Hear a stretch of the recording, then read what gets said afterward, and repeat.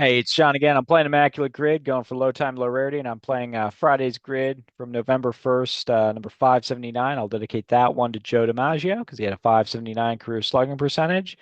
We'll see if I work him in. Last game, I clearly could have worked in Ozzie Smith, who was the guy for 580 because he had that many stolen bases. It was like all-star 40 WAR. It was an easy chip shot that I missed.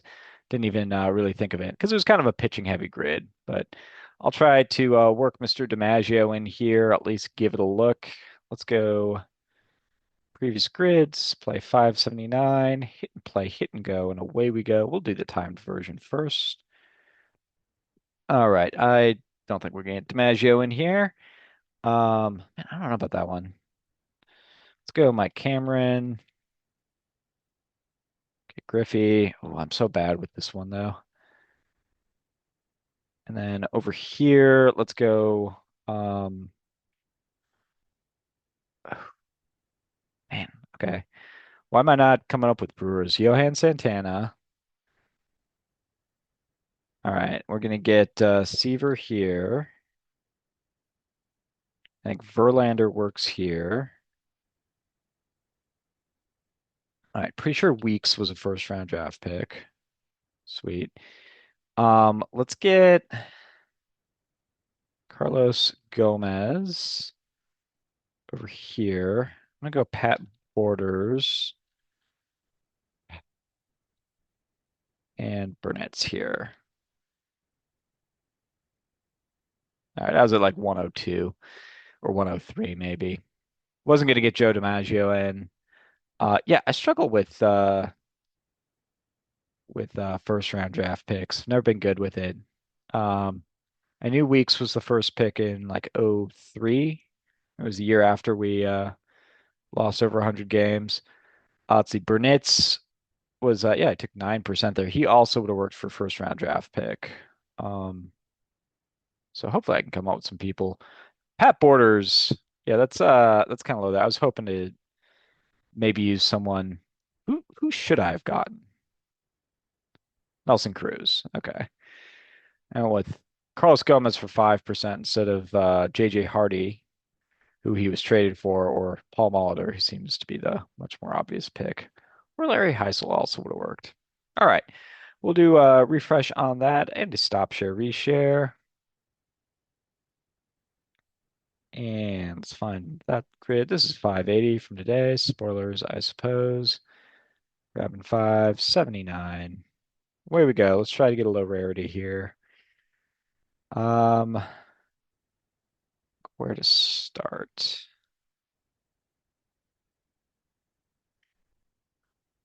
I'm gonna go with Pete Harnich over here. Ooh, that's a nice low score. Good work there. Um,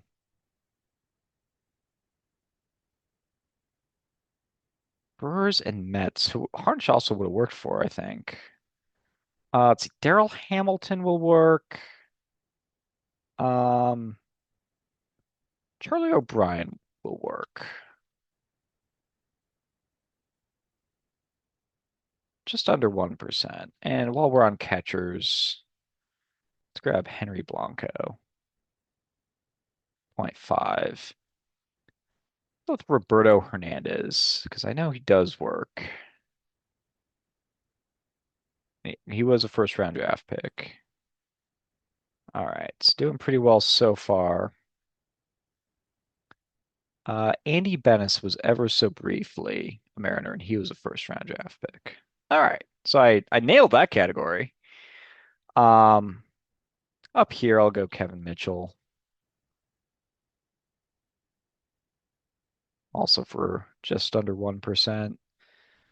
Um, a twin with a sub 3 ERA. Probably not Walter Johnson. Probably not Burt Blyleven. Probably not Frank Viola.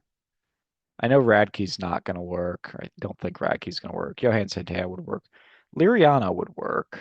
Um, Joe Nathan and Everyday Eddie Guardado will work. I think Ricky Aguilera will work too. You know who will work by ever so I remember this in the 1991 season. And the reason I remember this is people like to say Jack Morris was the ace of three World Series teams. But if you look at like the regular season stats, he wasn't the best regular season pitcher on any of those teams.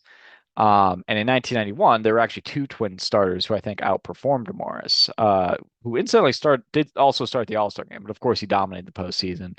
And I think at the end of the day, if you're saying like who's my game seven starter going to be, you go with the horse who's, been pitching a lot of innings, a lot of big innings over the past decade over a couple of youngsters who have slightly better ERAs, right? But I remember Kevin Tapani had a 2.99 ERA in the 1991 season.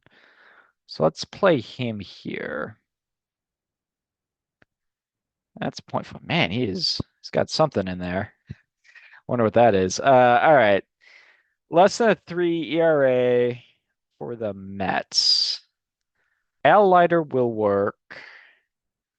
I think John Matlack will work. Let's go with him. Matlack takes 2%. Maybe I could have gone with like an Armando Benitez or Randy Myers. They both would have worked. And I'm going to close with Sorrento. We'll see how he does here. For 1%. Seems like Sorrento does get 1% every combination I have for him. It's basically Seattle, Minnesota, Cleveland, and Tampa Bay. And I know I have his rookie card with Tampa Bay. He's pictured with Cleveland. He had his best season with Seattle. He had over 30 home runs in 1997, and then was on the expansion Devil Rays in 1998. But yeah, I'll take a 6. Pretty good. I know you guys are going to do better, but thanks so much for playing along with me today. And we will be back at it a little bit later. I'll see if I can get one more out. I need to check on the little one out there. But thanks so much for playing. Peace.